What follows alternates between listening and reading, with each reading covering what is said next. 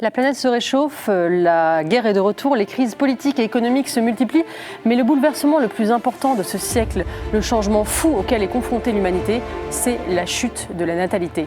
De la France aux États-Unis, en passant par la Chine et la Corée du Sud, l'hiver démographique est partout. Alors, quelles sont les causes profondes de ce bouleversement anthropologique ? Faut-il s'en réjouir ou le déplorer ? Est-il possible d'enrayer ce déclin démographique ou bien faut-il s'y résoudre ? On en discute avec mes trois invités, Azilise Lecor, Marianne Durano et David Duhamel. Un monde sans enfants, tel est le sujet de ce club Le Figaroïdé.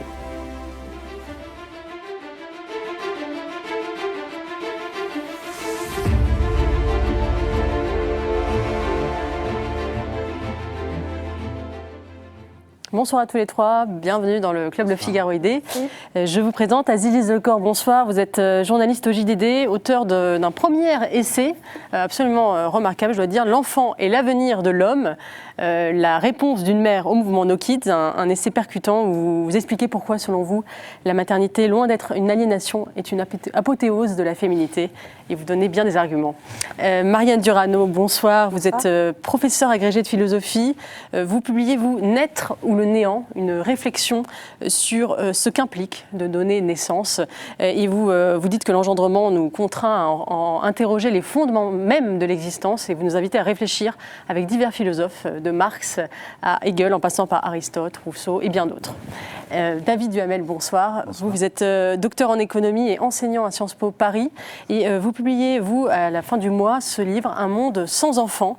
Le pire arrive, mais le meilleur peut suivre. Vous faites un peu un panorama de ce déclin démographique mondial, et vous abordez les différentes facettes de ce phénomène majeur. Et vous dites à quoi va ressembler ce monde de demain. Et j'aimerais d'ailleurs débuter notre conversation en lisant la première page de votre livre, qui me semble poser cadrer le débat. Je la lis. Quand Élisabeth II accéda au trône d'Angleterre en 1952, la fécondité moyenne mondiale était encore de 5 enfants par femme, à peine plus que depuis l'aube des temps. 70 ans plus tard, Élisabeth nous a quittés et la fécondité est de 2,2 et continue de descendre. Honnêtement, je ne crois pas que la reine y soit pour grand-chose, mais ce changement est peut-être le plus fou de l'humanité. Bienvenue dans un monde sans enfants. C'est ça que vous constatez. En quoi c'est un changement qui est absolument bouleversant pour l'humanité ? Alors, moi je pense que c'est un changement gigantesque, et c'est un changement pour lequel on est mal préparé intellectuellement. Et c'est un changement qui est en cours. C'est surtout ça, c'est-à-dire que c'est pas tellement oh là là, ça s'est effondré, on a perdu la moitié en 50 ans à peu près, du nombre d'enfants par femme. C'est surtout, je pense que ça va continuer, ça va même s'accélérer. Et on garde un peu à l'esprit que le changement démographique, c'est quelque chose de très lent, comme les tectoniques des plaques. Et que le changement économique va vite, mais pas le changement démographique. Et en fait, le changement démographique, maintenant, va beaucoup plus vite que le changement économique. Si bien qu'aujourd'hui, 2/3 des pays de la planète font plus assez d'enfants pour renouveler leur population. Donc, pour le dire simplement, ça change tout. Et juste pour vous, quelle est la raison, pourquoi ça s'accélère à ce point-là dans les dernières années, alors que la maîtrise de la contraception, elle date quand même de près d'un demi-siècle, les conditions économiques, le travail des femmes aussi commencent à dater. Pourquoi cette accélération subite ? Alors, je pense qu'il y a deux choses. C'est assez compliqué comme question, mais il y a tout un tas de facteurs, c'est vraiment un faisceau. C'est plein de choses à la fois, et qui se sont mises en place il y a 2 siècles environ dans les pays les plus riches. C'est-à-dire que le premier pays où les gens ont commencé à mourir moins, c'est le Royaume-Uni. Le premier pays où les femmes ont commencé à faire moins d'enfants, c'est la France. Et tout le monde s'est mis en route derrière, mais doucement. Et puis, fin du XXe siècle, début du XXIe, tous les pays émergents nous rejoignent. C'est-à-dire que faire peu d'enfants, c'était vraiment un truc de pays riches pendant longtemps. Mais maintenant, à part les pays les plus pauvres, toute la planète s'y est mise. Donc il y a déjà ça. Alors les causes, c'est les causes classiques, éducation des femmes, contraception, urbanisation, tertiarisation, individualisme, rôle de la télévision, tout ça. Et puis arrive quelque chose de nouveau, dont on voit les effets sur une classe d'âge qui n'est pas encore en âge de procréer, qui est la Gen Z. La Gen Z, c'est ceux qui aujourd'hui, les plus vieux Gen Z ont 27 ans. Alors biologiquement, ils peuvent procréer, mais sociologiquement, généralement, ils s'y mettent un peu plus tard. Et ça, c'est une génération qui a été nourrie par un changement technologique majeur, dont on mesure mal les effets. Le numérique. Ouais, le numérique. Mais le numérique à tous les étages. Et si vous voulez, je peux rentrer dans les détails, mais je vais passer vite. Et l'autre chose, je pense aussi, c'est une remise en cause du patriarcat et le mouvement MeToo. Donc une force sociétale et une force technologique. Je pense que la force technologique est beaucoup plus importante, mais la force sociétale marche aussi. Et je pense que c'est deux forces qui pèsent sur la fécondité et surtout qui vont peser quand la Gen Z va rentrer en âge de procréer. Donc voilà, c'est gigantesque comme changement. Azélise Lecor, est-ce que vous jugez vous aussi que vous avez senti le besoin d'écrire ce livre? C'est bien que vous constatez vous aussi un bouleversement majeur et inédit. Comment, selon vous, quelles sont les causes profondes de ce changement? Alors moi, je ne les ai pas analysées à la même échelle que M. Duhamel, puisque moi, j'ai d'abord constaté, évidemment, comme tout le monde, quand on voit les chiffres chaque trimestre, chaque année, de la natalité qui baisse en France, en Europe, et j'ai observé aussi que dans l'ensemble de l'Occident, c'est pour ça que moi, je dis dès la première ligne de mon livre que je parle de l'Occident au XXIe siècle, des mouvements militants sont apparus, de plus en plus puissants. Ils ont pris une place conséquente dans le débat public. Moi, la première fois, et j'étais encore au Figaro quand je me suis intéressée à ce sujet, c'était sur la question du regret maternel. D'abord, on avait donc des femmes qui venaient expliquer qu'elles regrettaient d'être mères et leur témoignage, franchement, était assez déchirant. Elles expliquaient qu'elles n'arrivaient pas à rentrer en relation avec leur enfant, à créer un lien d'affection, et elles expliquaient en fait profondément qu'elles n'avaient pas reçu elles-mêmes d'amour de leurs propres parents et qu'il leur était ensuite impossible de tisser un lien à toute altérité. Et là-dessus, des mouvements féministes venaient plaquer une idéologie en expliquant à ces femmes que finalement c'était des injonctions sociétales, patriarcales, qui leur avaient mis dans la tête qu'il fallait enfanter. Et ça c'est terrible parce qu'en fait ça enferme ces femmes dans leur souffrance et ça leur permet pas d'en sortir, de se faire soigner puisqu'elles en ont besoin et d'aller ensuite, de créer une relation avec leur enfant. Ensuite, il y a évidemment eu le mouvement No Kids qui a mis en avant cette étude qui expliquait que faire un enfant de moins, c'était plus écolo qu'arrêter de manger de la viande ou de prendre l'avion. Moi, j'ai voulu aller à la rencontre de ces gens et en réalité, j'ai vu que dans la plupart des mentalités, c'était pas tellement... les arguments écologiques, c'est un argument vertueux qui leur servait plutôt de prétexte. En tout cas, ils se disaient « je participe au moins à une grande œuvre en ne faisant pas d'enfants ». Mais en réalité, c'était plutôt la volonté de répondre à une nouvelle injonction. Donc l'injonction n'est plus aujourd'hui, si tant est qu'elle ait déjà existé, de procréer, mais c'est plutôt de répondre à des injonctions économiques, pour une femme, celle de bâtir une carrière. Et donc l'enfant est celui qui viendrait perturber tout cela, perturber le confort du consommateur. Et donc cette nouvelle génération, à laquelle j'appartiens, préfère ne pas enfanter. Marianne Durano, vous êtes d'accord, j'imagine, ce que dit Azélise sur le côté, c'est une mentalité aussi qui explique une mentalité qui s'est installée, qui explique cette chute de la natalité, du désir de faire des enfants. Moi, ce qui a présidé à l'écriture de mon livre, c'est deux choses. Déjà, le fait qu'effectivement, plusieurs personnes, face à ma famille nombreuse, me posaient... Vous avez 4 enfants. J'ai 4 enfants. C'est pas non plus tant que ça, mais me demandaient souvent, mais pourquoi est-ce que tu fais tant d'enfants alors que tu es écolo ? Et je me souviendrai toujours d'un militant de démographie responsable qui m'avait dit une fois en off d'un plateau radio, non mais entre nous, bon... qu'on fasse un enfant pour l'expérience, je comprends. 2 pour qu'ils se tiennent compagnie à la rigueur. Mais alors plus, vraiment, je ne comprends pas. Mais pourquoi ?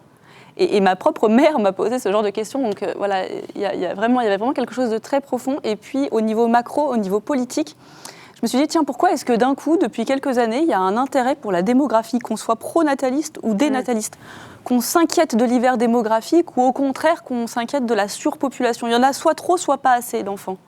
Et en fait, ce qui m'a interrogée, c'est que je me suis dit, l'enfant, ça devient la variable d'ajustement d'un système économique.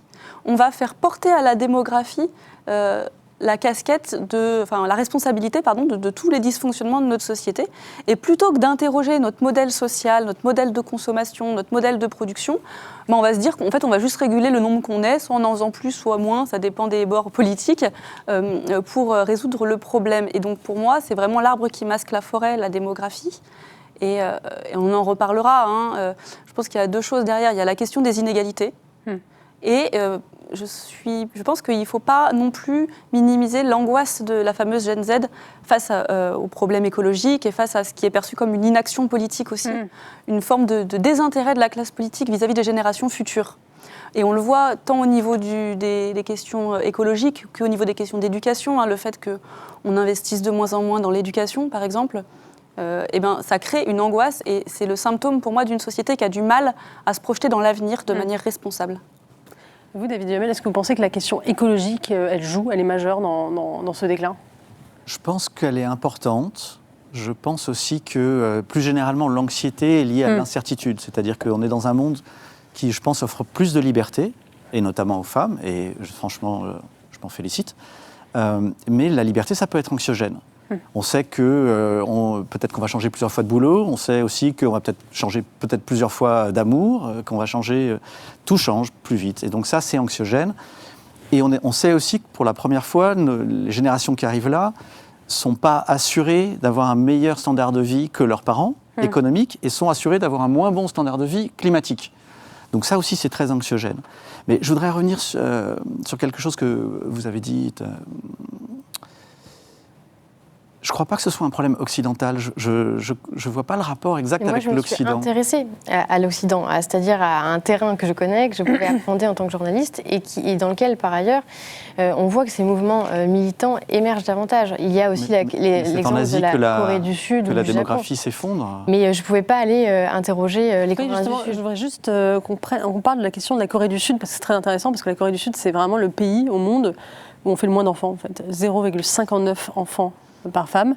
Et vous dites c'est intéressant parce que c'est un des pays les plus misogynes et un des pays les plus technophiles qui soit. Est-ce que vous pouvez expliquer pourquoi, selon vous, ça explique une partie du problème ? Alors ça explique beaucoup de choses en fait. Ouais. Et j'ajouterais misogyne, technophile et extrêmement rétif à l'immigration, culturellement comme la plupart des pays d'Asie riche. Donc c'est un mixte.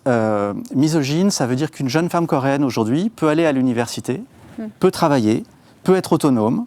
Et même à l'université, elle va souvent exceller et faire mieux que les hommes maintenant. Et donc, elle a accès à tout un espace de liberté qui n'existait pas pour sa mère et encore moins pour sa grand-mère, puisqu'au temps de sa grand-mère, et la grand-mère, elle est toujours là, elle est toujours vivante, c'était la pauvreté absolue, la Corée. Et cette jeune femme, elle peut avoir une vie autonome et libre, mais le jour où elle veut avoir un enfant, ça passe par la case mariage, obligé. Et là, tout de suite, elle est retéléportée en 1960 parce que les institutions familiales coréennes n'ont absolument pas changé. Ce qui veut dire que c'est elle qui va s'occuper de tout, qui va arrêter sa carrière, qui va s'occuper de tout à la maison. Et donc, en termes de perte d'autonomie, de revenus, puis de retraite après, parce qu'en plus, ils vivent extrêmement longtemps, c'est colossal, ce qu'on appelle un coût d'opportunité. Donc, c'est tout à fait rationnel pour la jeune Coréenne de ne pas faire d'enfant. Alors, c'est vrai que maintenant, la Corée, il faut 6 personnes pour faire un enfant en ce moment, et on se demande ce qui va se passer. Et sur la technologie, juste un mot, pourquoi selon vous ça joue ? La technologie, en fait... La technologie, c'est ce qui nous permet de nous retirer un petit peu à la vie physique. Donc la technologie, elle va limiter, elle va nous faire rester chez nous. Or, il y a bien un moment, il faut sortir quand même pour rencontrer quelqu'un, éventuellement tomber amoureux, bâtir quelque chose et faire un enfant. Mais par exemple, il y a un mot japonais, parce que c'était les Japonais, ils sont en avance sur nous. Le mot japonais, c'est ikikomori, et c'est sur ceux qui ne sortent pas de chez eux. Donc il y en a plein partout maintenant, puisqu'on peut rester chez soi, on peut tout faire chez soi. Mais en Corée, c'est tellement grave que le gouvernement a décidé de les payer, non pas des incitations financières pour qu'on fasse des enfants, comme ça existe partout, juste pour sortir de la maison. Ils pensent donner 450 € pour que les jeunes juste mettent le pied dehors. Donc technologie, on reste chez soi, on rencontre personne, on ne fait pas d'enfants. Misogynie patriarcale, les femmes ne se laissent pas avoir, 0,6. Marianne Durano, sur la question de la technologie, vous vouliez rajouter quelque chose ? Oui, je me souviens d'avoir fait un débat avec le président de l'Agence française de transhumanisme. Et je lui avais dit, mais en fait, il y a un problème dans votre modèle, parce que si votre but, c'est de repousser la mort indéfiniment et d'être éternel, c'est leur but. Il y a un moment, s'il y a de plus en plus de gens qui ne meurent pas, on va pour le coup avoir un gros problème de surpopulation. Donc, est-ce que vous préférez un monde de vieux immortels sans enfants, ou un monde où il y a des enfants, mais où à un moment, les générations d'anciens acceptent de céder la place. Et il a vraiment réfléchi très longtemps, et il a eu l'honnêteté de me dire, je crois que je préfère pas d'enfants. Ouais.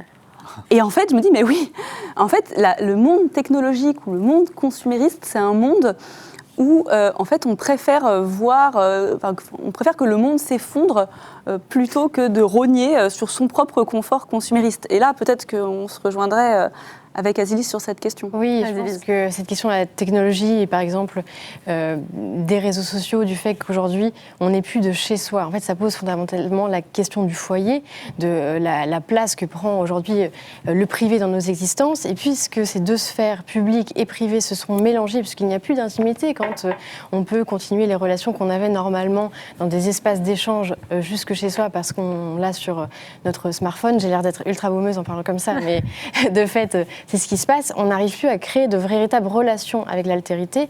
Or, la naissance, qu'est-ce que c'est ? C'est l'arrivée d'une nouvelle personne, un être totalement neuf dans ce monde. Et c'est donc l'expérience, par essence, de l'altérité totale.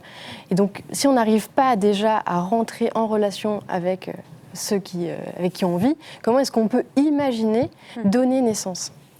Marlène Arnaud, vous citez d'ailleurs dans votre livre l'exemple de la bande de Gaza, où on sait que les conditions de vie sont extrêmement difficiles, même avant la guerre. Et c'est pourtant l'endroit au monde où on fait le plus d'enfants, je crois 7,7 enfants par femme en moyenne. Est-ce que ça ne montre pas cet exemple que l'économie est quelque part secondaire dans le fait de vouloir ou pas des enfants, puisqu'il y a en fait, ce sont les sociétés les plus pauvres qui produisent le plus d'enfants, paradoxalement. Qu'est-ce qui est cause, qu'est-ce qui est conséquence, c'est toujours la même chose. Ça m'a intéressé cet exemple de Gaza, parce qu'en plus de ça, les femmes gazaouis ont un très bon accès à la contraception par rapport au reste du Moyen-Orient, parce que toutes les ONG se disent qu'il faut faire quelque chose pour Gaza, donc distribuent de la contraception à tour de bras. Et par ailleurs, elles sont plutôt très bien éduquées, contrairement à ce qu'on pourrait croire, mais elles continuent à faire beaucoup d'enfants. Et d'une manière générale, les pays les plus pauvres sont ceux qui ont beaucoup d'enfants, et au sein des pays les plus riches, ce sont les catégories les plus pauvres de la population qui ont beaucoup d'enfants. Alors, moi, je n'ai pas forcément analysé ça d'un point de vue économique, mais d'un point de vue philosophique, je me suis laissée questionner. Je me suis dit, mais en fait, est-ce que c'est seulement parce qu'ils sont stupides, ou parce qu'ils ne se maîtrisent pas, ou bien est-ce qu'on a nous-mêmes, nous, occidentaux, à apprendre quelque chose d'eux, en termes de qu'est-ce que c'est que la vraie richesse ? Par exemple, je me souviendrai toujours, j'avais une amie qui m'a raconté qu'elle avait été dans des camps de réfugiés syriens au Liban. Et là, il y avait plein de femmes qui non seulement avaient plein d'enfants, mais qui continuaient à en faire dans les camps. Et elle leur avait dit, mais pourquoi vous faites ça ? Et elles avaient répondu, mais parce que les enfants, c'est tout ce qui nous reste. Et ça revient à l'étymologie du mot prolétaire que rappelle Marx. Prolétaire, prolès, c'est celui qui n'a que ses enfants comme richesse. Et donc, il y a cette idée que quand on est pauvre et qu'on n'a rien d'autre à transmettre que la vie, eh bien, d'une certaine manière, le vivant, l'amour qu'on peut avoir pour ses propres enfants, c'est notre priorité. Alors que nous autres occidentaux qui avons un standard de vie extrêmement élevé, eh bien, notre confort finit par nous enfermer. Et je me dis, mais à quoi bon toute cette abondance, toutes ces richesses, toute cette sécurité qu'on a et qu'on a acquise au prix parfois de la destruction de nos écosystèmes, si ce n'est pas pour que ce soit au service de la vie. De l'écologie, mais Azilis, vous vouliez... En effet, cet exemple, il fonctionne pour Gaza, par exemple, mais pas pour la France. Parce que quand on regarde les chiffres, en France, 20%, c'est les chiffres de l'INSEE, 20% des femmes les plus pauvres, quand elles ont le bac, elles font en moyenne un enfant. Celles qui n'ont pas le bac, elles font en moyenne 2 enfants, comme les bourgeoises, qui ont les 20% des femmes les plus aisées et qui ont un diplôme de niveau bac plus 3 ou bac plus 5. Donc en fait, on voit bien que les mentalités, cette mentalité-là, elle ne fonctionne pas en Occident, que justement... En Occident, notamment en France, les femmes plus riches font plus d'enfants que les femmes pauvres. Oui, c'est ça. En gros, c'est ça. Et c'est intéressant de voir que là, la lutte des classes, elle fonctionne pas ou à l'envers. Parce que, en fait, les classes bourgeoises considèrent qu'ils ont la possibilité de faire 2 enfants, puisqu'ils ont les possibilités, en effet, économiques pour ensuite leurs études, pour favoriser leur confort aussi. Quand les classes populaires et moyennes basses se disent, eh bien, je vais tout investir sur un seul enfant, parce que je veux espérer qu'il y ait une mobilité sociale pour lui. Et donc, on voit que ça participe à cet état d'esprit quand même de volonté d'abord économique et de miser. En fait, l'enfant devient un projet, on projette quelque chose sur lui, on espère qu'il puisse s'élever de sa condition et qu'il ait une meilleure vie que la nôtre, mais d'un point de vue économique. C'est pas vrai des populations immigrées. Moi, je pensais aux populations immigrées aussi, qui font beaucoup d'enfants et qui, malheureusement, souvent font partie des catégories les plus pauvres de la population. Oui, mais est-ce que la question majeure, elle n'est peut-être pas la différence entre société occidentale ou non occidentale, mais entre société religieuse et non religieuse ? Est-ce que la religion n'est pas le facteur numéro 1, finalement, de la natalité ? Parce qu'on se rend compte que ce sont les populations les plus religieuses. Et moi, ça m'a toujours frappée, parce que je me dis, en fait, finalement, avoir un enfant quand on ne croit pas en Dieu, c'est peut-être une manière de se survivre à soi-même et de créer finalement une continuité, puisqu'on ne croit pas à la vie éternelle, on ne croit pas à une transcendance. Mais paradoxalement, ce sont les gens qui croient finalement à l'éternité, à la vie éternelle, qui font le plus d'enfants. C'est quelque chose qu'on retrouve, j'imagine, dans la démographie. Alors, on retrouve ça en effet un petit peu, mais pas toujours. Pas toujours, ouais. En fait, moi je crois que la religion est une force très puissante, mais finalement qui parfois cède devant des forces plus puissantes encore, comme celle de la culture et de la télévision, ou de l'éducation des femmes. Et donc par exemple, quand l'Iran est devenu ultra-religieux en 79, les femmes faisaient 6 enfants en gros, et puis 10 ans plus tard, elles n'en faisaient plus que 3. Et donc l'Iran a fait en 10 ans ce que la France a fait en 100 ans à peu près. Donc voilà, je pense que c'est compliqué de généraliser. Alors j'ai un petit problème par ailleurs, parce que j'étais vraiment venu avec l'idée que j'allais maximiser nos points de rencontre et d'accord. Mais l'exemple de Gaza, il m'a frappé dans votre livre, parce que j'en parle aussi de la natalité, de la fécondité israélienne et palestinienne. Et il me semble que le chiffre de 7,7 date de 2003, et que ça a pas mal changé depuis. C'est-à-dire que c'était 8 en 1993, au moment des accords d'Oslo, et on peut comprendre pourquoi les Israéliens étaient un peu paniqués de cette fécondité. Mais aujourd'hui, la Palestine, c'est 3,5. C'est-à-dire qu'en fait, ils ont diminué. Alors, la Palestine en entier, pas que Gaza, c'est plus à Gaza. Mais Gaza, je crois que c'est 4 ou 4,5 de mémoire. Donc en fait, la transition démographique palestinienne, elle est tout à fait en route aussi. D'accord. De même les Arabes israéliens, etc. Et ce n'est pas nécessairement en parallèle avec une baisse de la religiosité. Donc moi, je pense que la religion a un rôle immense à jouer, mais je pense qu'elle est souvent doublée par des forces plus récentes et plus puissantes. Et à quoi va ressembler justement un monde pluvieux, sans enfants ? Est-ce qu'un monde pluvieux, un monde où la moyenne d'âge est plus élevée, ça va avoir des implications profondes sur la manière dont s'organisent les sociétés, sur le point d'équilibre des sociétés, et notamment peut-être sur le dynamisme des sociétés, puisque les sociétés, on sait que les sociétés plus jeunes prennent plus de risques, vont plus vers l'innovation. Les sociétés plus âgées ont tendance à se replier, à être dans la rente, à être dans la prudence, à ne pas être dans la prise de risque. Est-ce que ça va changer fondamentalement ? Ça va tout changer, je pense. Et je pense quand même plutôt pour le moins bien. Là, j'ai un vrai point d'accord avec vous deux, je pense, c'est qu'on adore les enfants et que pour nous, c'est quelque chose d'absolument essentiel. Moi, je suis récemment grand-père et je trouve ça absolument merveilleux, épuisant, hein, j'avais oublié, mais merveilleux. Mais oui, on ne peut pas le dire mieux. En 1950, il y avait 3 enfants de moins de 5 ans pour un senior de plus de 65 sur la planète. En 2100, il y aura 5 seniors pour un enfant de moins de 5 ans. Donc, c'est pas du tout le même monde, mais du tout. Et à vrai dire, moi, je n'ai pas le carcan intellectuel pour comprendre exactement ce que ça veut dire, mais je sais que c'est colossal comme changement. Marianne Durano, ça vous fait peur, un monde sans enfants ?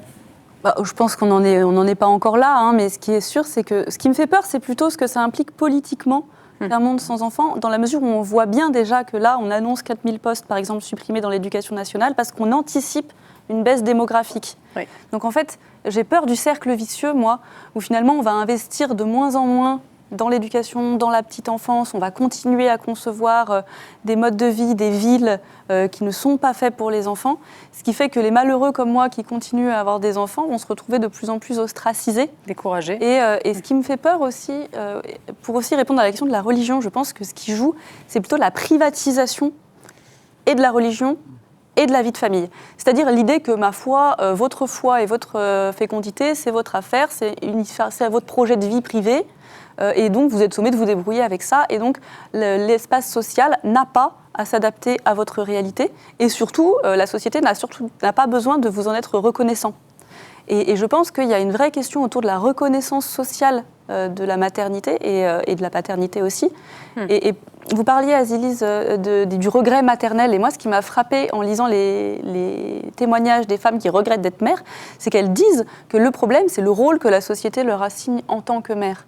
Et qu'elles ne reçoivent aucune reconnaissance des sacrifices impliqués par la maternité. Et donc c'est plutôt cette mentalité-là qui m'angoisse pour l'avenir. Oui, et c'est aussi qu'elles ne veulent pas endosser un rôle. Elles regrettent d'avoir endossé ce rôle, puisque c'est une question, en effet, de prendre en charge un autre. Et donc elles se disent, ça demande beaucoup de sacrifices. Et aujourd'hui, j'ai la sensation, avec toutes les personnes, encore une fois, que j'ai rencontrées avant d'écrire ce livre, que la simple idée d'avoir quelqu'un en charge était un fardeau. On ne supporte pas de donner sa vie pour ceux qu'on aime. En fait, c'est ça qui est dingue. Et sur la question de la religion, c'est, je pense, une question assez essentielle. C'est peut-être parce qu'il y a eu justement un glissement de la transcendance. Quand aujourd'hui on considère qu'il faut à tout prix préserver la planète, planète, moi je ne comprends pas très bien de quoi on parle, il y a forcément une idée un peu d'allégeance comme ça à la déesse Gaïa, et donc on sacrifierait notre propre humanité pour sauver la nature. Et c'est vrai que normalement, dans l'idée, puisqu'on a supprimé l'idée de transcendance, et peut-être aussi de cette capacité de sacrifice. C'est pour ça qu'on n'est plus capable de mettre au monde un enfant et d'accepter de se voir chamboulé dans son existence avec, évidemment, les contraintes que ça impose. Juste sur la planète Gaïa, moi j'ai quand même un peu envie de réagir. Oui, mais je voulais juste peut-être préciser la question, parce que vous êtes une fervente écologiste, et c'est vrai qu'il y a une contradiction. Enfin, aujourd'hui, est-ce que cette natalité en berne, c'est pas une bonne nouvelle, au moins pour le climat, au moins pour la planète, parce qu'effectivement, c'est un facteur majeur aujourd'hui de pollution. Un enfant, effectivement, c'est une vie, c'est de la consommation, c'est un bilan carbone, quelque part. Comment vous répondez à cet argument? Comment vous conciliez cette contradiction, vous, en tant que mère de famille nombreuse et écologiste? Déjà, il y a plusieurs choses. S'il faut que l'Américain moyen, qui a une pollution de 9 tonnes à peu près d'équivalent CO2 par an, fasse moins d'enfants, c'est plutôt une bonne chose en fait, parce qu'effectivement, si on veut continuer à avoir des familles nombreuses et à mettre des enfants au monde, il faut absolument changer nos manières de consommer et de produire. Moi, c'est quand même l'appel les deux bouts que je veux tenir en fait. On ne va pas sacrifier l'humanité pour une planète désincarnée, mais en même temps, la planète, c'est quand même l'ensemble des conditions de vie l'ensemble des conditions propices à la vie sur Terre, y compris à la nôtre. Donc en fait, voilà, si je veux continuer à avoir des enfants, il faut non seulement que je me batte pour leur permettre d'avoir un avenir soutenable, mais aussi il faut que je ne les éduque pas comme des consommateurs américains moyens, sinon ça n'est pas soutenable. Et en fait, il y a deux questions que pour l'instant, on n'a pas désintriquées. La première, c'est faut-il arrêter de faire des enfants pour sauver la planète, comme si l'enfant était en soi une menace pour l'équilibre planétaire. Bon, ça quand même, je vous renvoie à l'excellent livre d'Emmanuel Pont, Faut-il arrêter de faire des enfants pour sauver la planète, où c'est un débat qui est quand même globalement tranché d'un point de vue démographique et économique, c'est-à-dire que c'est d'abord un problème d'inégalité dans la répartition des ressources, c'est d'abord un problème d'inégalité dans la responsabilité face aux pollutions, et les pays qui n'ont pas fini leur transition démographique et qui ont la plus forte croissance démographique sont aussi ceux qui polluent le moins, alors aussi parce qu'il y a une grosse pauvreté, autre question.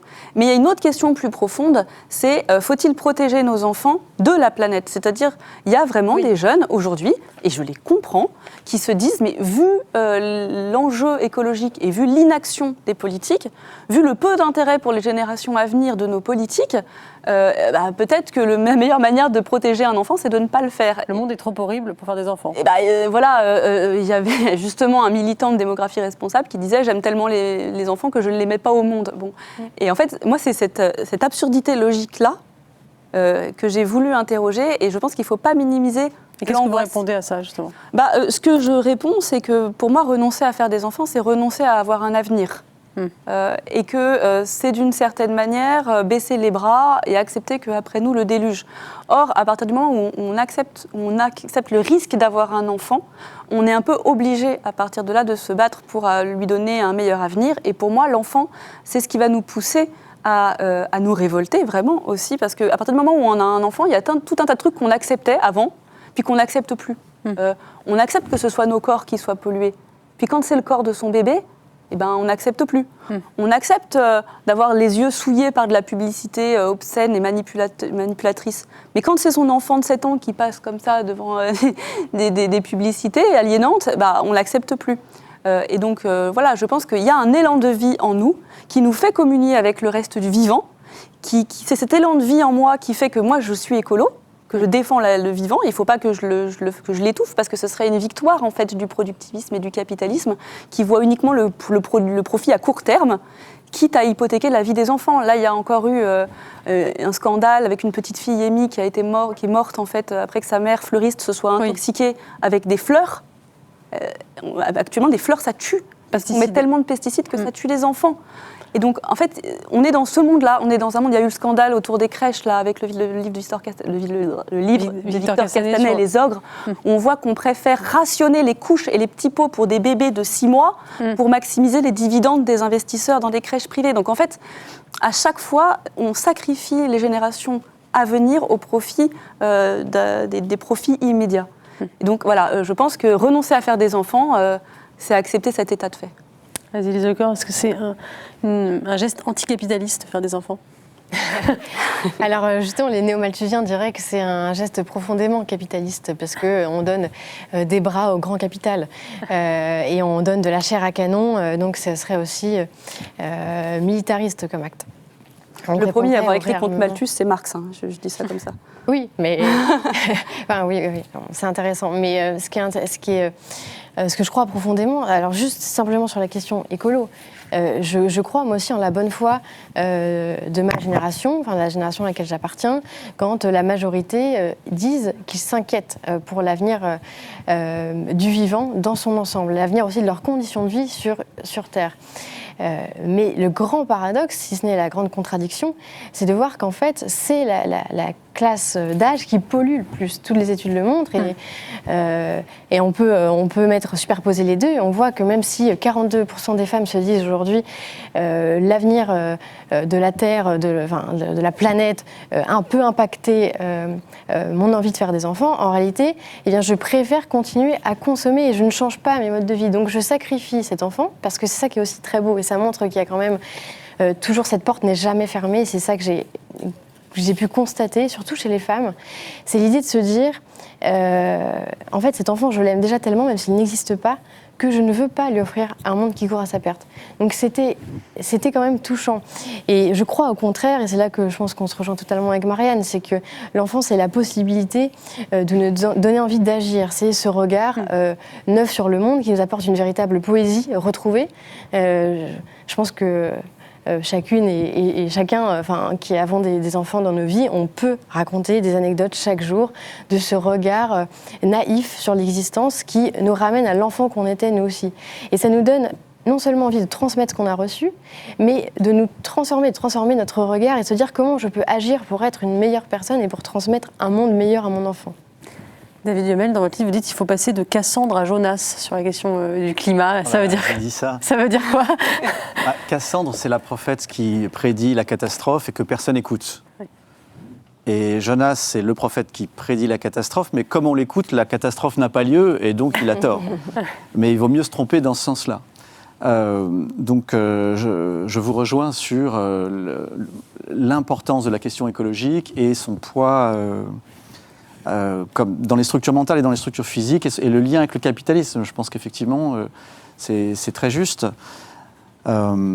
Et sur le désir d'enfant, je pense que je partage avec vous cette béatitude, tout à fait. Mais ce que j'ai appris avec le temps auprès de mes étudiants et de mes étudiantes, parce que j'en ai plein qui ne veulent pas d'enfants, c'est à surtout pas faire de prosélytisme. Parce que on ne convaincra pas quelqu'un qui ne veut pas faire d'enfants de faire des enfants. On peut éventuellement être un exemple, mais je ne crois pas vraiment. Et je pense surtout que plus on va les mettre dans un coin et les culpabiliser, plus ils vont nous culpabiliser en retour en disant « mais vous faites des enfants, vous pesez sur la planète », et là on ne dialogue plus.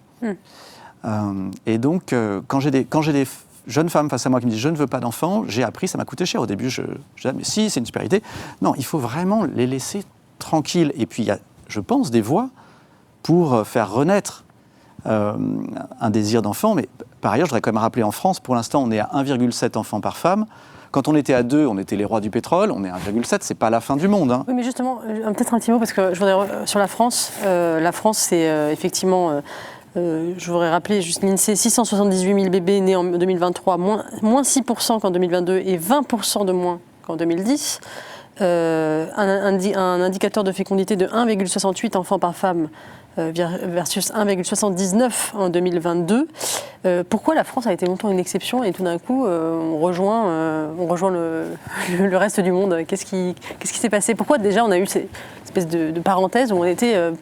C'est un petit peu mystérieux. C'est un peu mystérieux, d'accord. Mais la raison... De l'optimisme français. En fait, c'est pas évident. La raison trouvée par pas mal de chercheurs, en fait, c'est que c'est à cause de vous. les femmes. C'est-à-dire que c'est la femme française qui est unique au monde. Et j'avoue que je suis assez d'accord. Et c'est donc la femme française qui, pour des raisons qu'on ne comprend pas bien, mais qui sont sans doute liées aux Lumières, est la première à avoir fait moins d'enfants par rapport aux autres. C'est-à-dire que si on avait eu la même transition démographique que les Allemands ou les Britanniques, on serait 200 millions aujourd'hui. Mais en 1900, c'est en France qu'on fait le moins d'enfants au monde. On est la Corée du Sud du début du XXe siècle. Ouais. Sauf qu'à l'époque, c'est encore 2,8. Mais les Allemands en font 5. Donc ça nous fait paniquer parce qu'on a un problème de soldats là. Mais tout commence avec la femme française. C'est notre meilleur produit d'exportation, c'est vraiment ce qu'on a de mieux. C'est certainement pas l'homme français, mais la femme française, c'est sûr. Donc la femme française, écoutez, j'espère que la femme française restera un produit. Je voudrais... Donc pas que je veux objectiver les femmes, mais...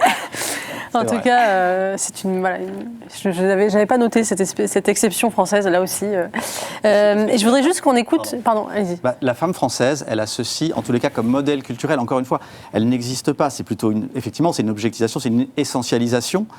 Cette femme française, elle est mère et elle travaille.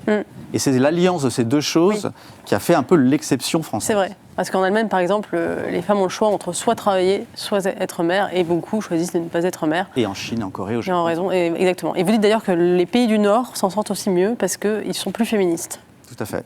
On va en parler parce que je voudrais qu'on écoute le président de la République, Emmanuel Macron, qui, en janvier dernier, a acté une grande résolution pour la France. On va l'écouter. La natalité baisse aussi parce que l'infertilité progresse. Et je parle là d'une forme de tabou du siècle. Mais les mœurs se changent, on fait des enfants de plus en plus tard, l'infertilité masculine comme féminine a beaucoup progressé ces dernières années et fait souffrir beaucoup de couples. Un grand plan de lutte contre ce fléau sera engagé pour permettre justement ce réarmement démographique. Oui, alors cette expression réarmement démographique, elle a fait beaucoup polémique parce qu'effectivement... elle est assez martiale et assez autoritaire. En même temps, il a quand même mis le sujet sur le tapis, qui n'était pas, pendant longtemps en tout cas, un objet de politique publique. Est-ce que cette expression du réarmement démographique, vous en pensez quoi, Marianne Durano? Et est-ce que l'infertilité, c'est un problème aussi là-dedans? Il y a deux choses, pour tout vous dire. J'avais presque fini d'écrire mon livre quand j'ai entendu cette histoire de réarmement démographique et j'ai presque hésité à le publier. Finalement, je me suis dit, mince, moi je ne suis pas du tout pour un réarmement démographique pour plusieurs raisons. Déjà, je ne suis pas pro-nataliste. Je pense qu'il faut que les femmes fassent leur choix. C'est plutôt un plaidoyer pour me défendre moi-même de ne pas être une mère égoïste et dans le déni que j'écris ce livre, premièrement. Deuxièmement, le réarmement démographique, il sait très bien avec quel imaginaire il jongle, Monsieur Macron, puisqu'on est dans cette idée qu'il faut faire beaucoup d'enfants pour être dans une forme de reconquête. Alors, quels sont exactement les vrais ennemis dans ce réarmement démographique? J'aimerais savoir. Mais ce qui est sûr, c'est que la population a toujours été considérée comme un enjeu de pouvoir majeur par les hommes politiques, parce qu'on considère quantitativement les citoyens comme, encore une fois, une variable d'ajustement dans un système de lutte militaire et économique, où il faut effectivement faire des enfants pour faire des soldats, il faut faire des enfants pour avoir de la main-d'œuvre. Et ça, pour le coup, effectivement, ça a été tout à fait dénoncé déjà au XIXe siècle par Marx. Oui, bref, voilà, sur cette sorte de réarmement démographique, je suis aussi... Pour moi, je renvoie dos à dos des natalistes et pro-natalistes. Pourquoi ? Parce que dans tous les cas, il s'agit d'instrumentaliser l'enfant au service d'un projet qui le dépasse. Et que ce soit pour réduire l'impact de l'humain sur la planète ou pour éviter le grand remplacement d'une population par une autre. Dans tous les cas, l'enfant, il n'est pas saisi dans ce qu'il a d'unique, de singulier, il n'est pas accueilli comme un don, mais il est projeté et instrumentalisé. Azélise, d'accord. Alors, deux choses.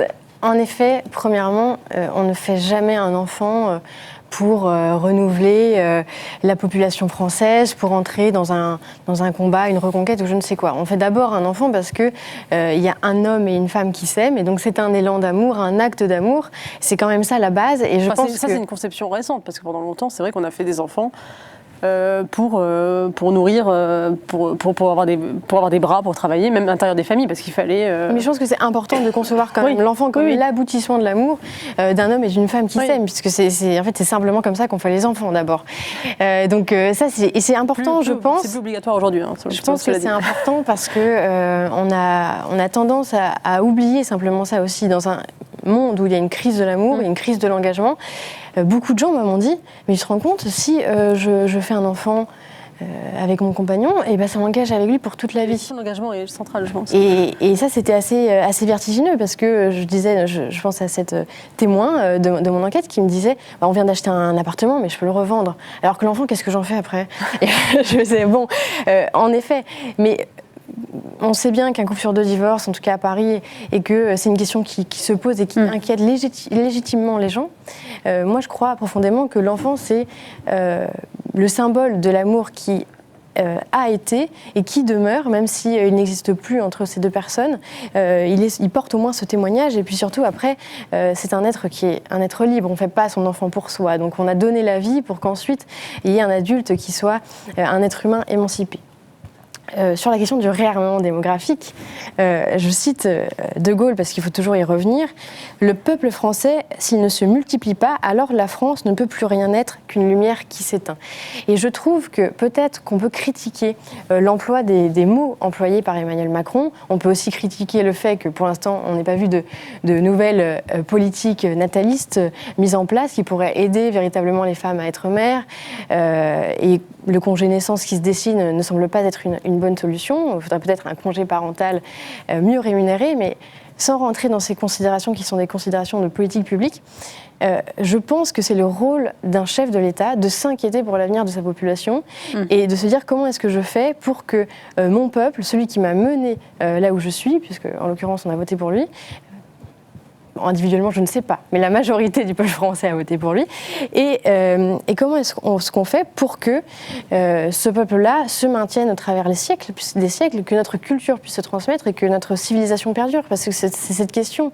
Si on n'a plus de force vive, qu'est-ce qui se passe? En fait, on fait venir de la main-d'œuvre pas chère, pour le coup, de pays étrangers, et on importe des peuples entiers sur notre sol, ce qui évidemment dilue notre propre culture. Donc se pose la question de la transmission de ce qui fonde aussi nos valeurs occidentales. Et j'ajoute d'ailleurs aussi, il y a la question évidemment des retraites et du déséquilibre démographique. Alors on peut dire, on ne va pas faire des enfants pour faire des retraites, mais n'empêche que l'État-providence que nous avons bâti était fondé sur un équilibre des générations et sur le fait que d'une solidarité intergénérationnelle. À partir du moment où on ne peut pas exiger, en tout cas à la fois de l'État, qui remette la retraite à 60 ans et de ne pas faire d'enfants pour payer cette retraite à 60 ans. C'est absolument contradictoire. Disons, le système que nous avons choisi, qui est celui de l'État-providence, repose sur la solidarité intergénérationnelle. Elle va dans les 2 sens, cette solidarité générationnelle. C'est-à-dire qu'on aimerait aussi que les vieux d'aujourd'hui se préoccupent un peu plus des adultes de demain. Et ça, on a quand même un souci. Non, mais franchement, quand on reprend les sondages sur l'angoisse, l'éco-anxiété de la Gen Z, ce qu'ils disent, c'est que ce qui les angoisse, c'est l'inaction des gens qui sont au pouvoir actuellement. Donc en fait, c'est dans les 2 sens. Effectivement, il faut des enfants pour payer les retraites de demain, mais il faut que les gens, les actifs d'aujourd'hui et les retraités d'aujourd'hui investissent l'avenir. Et pour l'instant, c'est pas flagrant, quoi. Oui, de la même manière, simplement, sur cette question des... pour le coup, si on peut parler des personnes âgées, puisque tout à l'heure, vous souleviez la question du travail de Victor Castanet sur les crèches privées, mais il l'a aussi d'abord fait sur les EHPAD. Et je pense que ça montre bien peut-être une crise plus profonde de comment est-ce qu'on fait pour prendre soin des personnes fragiles et de la vulnérabilité d'autrui aujourd'hui. Si on n'est plus capable déjà de prendre soin de nos aïeux, est-ce qu'on est en effet capable d'enfanter? Donc tout ça est à penser globalement. David Duhamel, ça vous inspire quoi, le concept de réarmement démographique d'Emmanuel Macron? Est-ce que c'est possible? En fait, il a d'abord cité l'infertilité, et ça, l'infertilité en démographie, pour l'instant, c'est encore très marginal, très marginal quantitativement. En revanche, qualitativement, en douleur, des couples qui ne peuvent pas avoir d'enfants, c'est très puissant. Maintenant, quand il parle de réarmement, ce n'est pas de la démographie, c'est de la politique interne. Il sait exactement les mots qu'il emploie, je suis tout à fait d'accord. Il prépare les européennes, c'est tout. Je n'ai pas grand-chose d'autre à dire. Et sur l'enfant, aboutissement de l'amour, Vous dites d'un homme et d'une femme, j'ai envie de dire de deux personnes qui s'aiment. Et d'ailleurs, face au déficit d'enfants, on ferait bien de faciliter l'accession à la parentalité des couples non hétéros, à mon avis. Il faut bien les fabriquer avec des gamètes, en tout cas féminins et masculins, jusqu'à présent. Oui, mais l'important véritablement, c'est de s'en occuper, les enfants. Oui. Mais, non, mais juste pour revenir sur la question du réarmement démographique, est-ce que vous pensez que les politiques publiques peuvent faire quelque chose sur le déclin démographique, ou est-ce que c'est très difficile, même en mettant des politiques natalistes, de redynamiser la démographie? C'est hyper dur. On voit bien qu'il y a des gouvernements. Donc, en Corée, ils sont vraiment au bout de leur vie, presque littéralement. Et donc, ils dépensent énormément d'argent. Et en fait, ça ne marche pas du tout. La Corée ne cesse de surprendre. Chaque année, elle descend. Chaque année, on se dit, là, vraiment, c'est le plancher, et ils creusent. Donc, on ne sait pas quoi faire. Et ce n'est pas une question d'argent, c'est une question de culture. Et là, je suis assez d'accord, je pense, avec vous. Et donc, il faut trouver une culture qui donne envie, qui soit favorable. Et il y a une certaine... Alors moi, je ne culpabilise absolument pas les gens qui ne veulent pas d'enfants. Et je suis pour qu'on les laisse tranquilles, parce qu'il y a assez avec les gens qui veulent des enfants pour faire le remplacement. Vous le dites très bien dans votre livre, le désir d'enfant, c'est plus que 2,1. Ça, c'est important de le dire, oui. Et donc, si toutes les femmes qui veulent des enfants pouvaient avoir les enfants qu'elles désirent, on serait tranquille. Cela dit, quand on commence à ne pas faire d'enfants, et que nos copains ne font pas d'enfants, ça devient beaucoup plus coûteux, et pas financièrement, mais simplement coûteux, de faire des enfants soi-même parce qu'on a une vie différente. Oui. Donc si tous nos potes font la fête tout le temps, moi j'ai fait mes enfants avec mes amis. On était consternants d'ennui, mais on était ensemble dans cette aventure. Et là c'est coûteux si maintenant plein de gens n'en font plus. Et donc il faut retrouver il faut de l'imagination en fait. Et ça c'est très compliqué. Marianne Vergnaud, qu'est-ce qu'il faut faire? Non, mais déjà, il y a un parallèle intéressant, c'est que là, il y a eu un sondage IFOP pour Elle en 2022, je crois, qui disait que 30% des femmes en âge d'avoir un enfant disent qu'elles n'en souhaitent pas, mais 30% des couples qui ont déjà des enfants, le chiffre est exactement semblable, affirment qu'ils auraient aimé en avoir plus. Et je pense que c'est là qu'il faut creuser. Pourquoi n'en ont-ils pas plus ? Et je constate vraiment autour de moi des gens qui me disent « Ah, j'aurais aimé, mais non, la conjoncture économique, politique est trop mauvaise, je ne me lancerai pas là-dedans. » Pour rebondir juste, aux États-Unis aussi, la fécondité baisse beaucoup. Ils sont à 1,6, ils étaient à 2 comme nous, donc ils sont un petit peu aussi inquiets. Mais c'est une chute, voire une quasi-disparition des grossesses adolescentes et totalement non désirées. Donc c'est quand même une super nouvelle. Oui, ça c'est pas mal, ça c'est sûr. Donc c'est vraiment avoir les enfants qu'on veut avoir, c'est le plus important. Mais sur cette question, il y a quelque chose qu'on n'a pas encore évoqué, c'est la temporalité de la société, la temporalité de ce qu'on appelle la réussite sociale, qui me semble être extrêmement violente pour les couples qui veulent avoir des enfants, mais et particulièrement pour les femmes. Je m'explique. La carrière à peu près type d'une femme, c'est des études longues, un pic de productivité entre 25 et 40 ans, puis après, éventuellement, quand on est installé dans la vie, on peut envisager d'avoir des enfants. Pareil, la carrière affective. On a du mal à s'engager avant 35 ans aujourd'hui. Alors que, désolé, mais c'est comme ça, biologiquement, la fécondité féminine est à son maximum entre 17 et 23 ans. Après, ça ne fait que décroître. Et si vous voulez avoir un premier enfant passé 40 ans, c'est beaucoup plus compliqué. Et même les parcours de PMA ont moins de chances d'aboutir. Premier temps. Deuxième temps, l'organisation même des mondes du travail. Le peu d'empathie qu'on a pour les carrières interrompues, ou même à l'échelle d'une journée, le peu de flexibilité qu'il y a. Actuellement, vous parliez du fait que la vie professionnelle envahit les moindres recoins de l'intime à travers les smartphones, la surmobilité. Il faut toujours être en déplacement à droite, à gauche. Tout ça est extrêmement violent en fait, pour les personnes qui souhaitent avoir des enfants. Et donc là, on a un changement de paradigme considérable à faire si on souhaite pouvoir avoir une société respectueuse des femmes, des enfants, des parents. Et je pense qu'on aurait beaucoup à y gagner. Encore une fois, dans les milieux écolos, j'y reviens, il y a quand même cette idée qu'il faut travailler moins pour vivre mieux. Qu'il faut peut-être avoir moins de biens de consommation, peut-être produire et consommer moins, mais dégager du temps de vie et du temps pour sa famille. Et c'est quelque chose qui est très présent, en fait, dans les milieux écolos aussi, de dire moi j'ai choisi de me mettre à mi-temps pour pouvoir me consacrer à mes enfants. Et là, quand on questionne les personnes qui voudraient avoir plus d'enfants ou qui voudraient avoir un enfant tout court et qui ne peuvent pas, souvent c'est la question du temps qui est mise en avant. J'aurais pas le temps de m'en occuper comme je le voudrais. En plus, Parce qu'il y a aussi trop de écologiquement, pression sur la manière dont, ce que vous essayez de faire dans votre livre aussi, c'est de dédramatiser le fait d'avoir des enfants. On a l'impression qu'aujourd'hui, on en fait une montagne aussi. Oui, mais c'est aussi qu'il faut un temps incompressible à passer avec ses enfants Oui. si on veut pas passer à côté d'eux, quoi. Donc, Bien sûr. en plus, encore une fois, pour le partage des ressources, pour le partage du temps de travail, pour la planète, ce serait peut-être mieux qu'on travaille moins. Donc, j'ouvre cette piste. Travaillez moins, faites plus d'enfants. Voilà.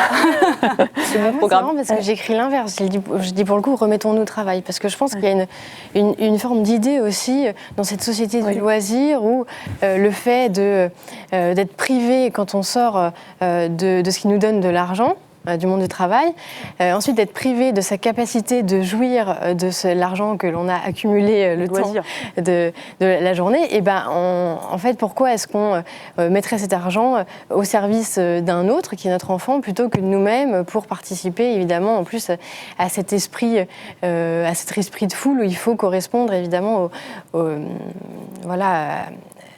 au diktat consumériste. Vous prenez avant les années 70, avant les 30 Glorieuses, vous aviez, moi je vois mon grand-père était dessinateur industriel immigré tunisien. Avec un seul salaire, il a pu acheter un appartement à 25 ans. Et c'est pour ça que il a fait vivre sa famille. Non, mais parce qu'il y a cette idée quand même maintenant, le travail paye moins, c'est-à-dire qu'avec un seul salaire, vous vivez moins bien. Donc il faut revaloriser le travail. On a organisé, en effet, c'est pour ça que je dis que l'injonction, elle s'est aujourd'hui retournée. C'est-à-dire qu'on a dit aux femmes, vous n'allez plus obligées de procréer. Maintenant, elles se sentent obligées d'abord de faire carrière. Et donc, en effet, si elles ne sont pas des femmes d'abord émancipées financièrement, elles ne peuvent pas être des femmes épanouies. Et donc on leur explique, et puis de fait, on n'a pas le choix, puisqu'il faut 2 salaires dans un foyer pour vivre. Elles ne peuvent pas, si elles le désirent, être à mi-temps ou simplement s'investir dans leur maternité au foyer. Et donc là se pose véritablement la question aussi de ce qu'on fait des femmes qui le désirent, et qu'il n'y ait pas une loi générale, c'est-à-dire si on veut travailler, avoir des enfants, très bien, si on veut travailler sans enfants, très bien, et si on veut ne pas travailler, s'occuper de ses enfants, qu'est-ce qu'on fait? Et donc là se pose la question du regard qu'on pose de façon économique et sociale aussi sur les femmes au foyer. Bien, écoutez, merci à tous les trois pour cette conversation passionnante. On a abordé, je crois, beaucoup d'enjeux et sur cette question cruciale de la démographie et de ce monde sans enfants qu'on nous prépare. Merci à tous les trois. Je vous souhaite à tous une excellente soirée et je vous retrouve la semaine prochaine pour un nouveau Club Le Figaro Idée.